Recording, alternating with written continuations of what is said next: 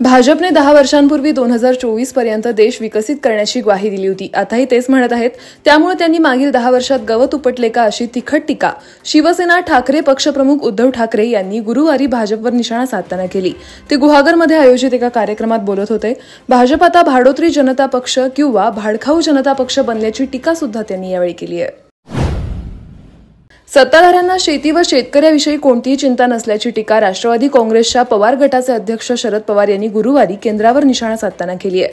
ज्यांच्याकडे सत्ता आहे त्यांना शेती व शेतकरी यांच्याविषयी कोणतीही चिंता नाही. शेतमालाला रास्त भाव मिळत नसल्यामुळे शेतकरी आत्महत्या करतायत, पण मोदी सरकारला त्याची कोणतीही फिकीर नाही, असं ते चांदवडच्या शेतकरी मेळाव्यात बोलताना म्हणाले.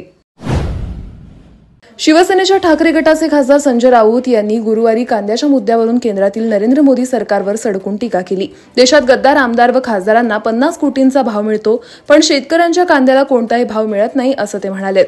राहुल गांधी आपल्या सर्वांचे नेते असल्याचंही ते यावेळी जोर देत म्हणाले. मोदी सरकारनं सर्वत्र मोदी गॅरंटी सांगत आपली विकास कामं दाखवण्यास सुरुवात केली आहे. मात्र त्यांची गॅरंटी आता चायनासारखी आहे. चले तो शाम तक नाही तो शाम तक अशी स्थिती आहे. सामान्य माणसानं जागरूक राहिलं पाहिजे. दिसतं तसं नसतं अशा शब्दात राष्ट्रवादी काँग्रेस शरदचंद्र पवार पक्षाचे गटाचे नेते जयंत पाटील यांनी मोदींवर निशाणा साधलाय. माझे तिकीट मीच कापेल असं म्हणत सुधीर मुनगंटीवार यांनी वल्गना केली होती. मात्र आता त्यांची दिल्लीत जाणारी वाट जनता कापेल अशा शब्दात विरोधी पक्षनेते विजय वडेट्टीवार यांनी सुधीर मुनगंटीवार यांच्यावर निशाणा साधलाय. बिचाऱ्यांना इच्छा नसताना जबरदस्तीनं त्यांच्या गळ्यात ही वरमाला घातली असल्याचं चित्र त्यांच्या चेहऱ्यावर दिसून येत असल्याचंही विजय वडेट्टीवार यांनी म्हटलंय. भाजपच्या लोकसभेच्या 20 उमेदवारांची यादी काल जाहीर झाली.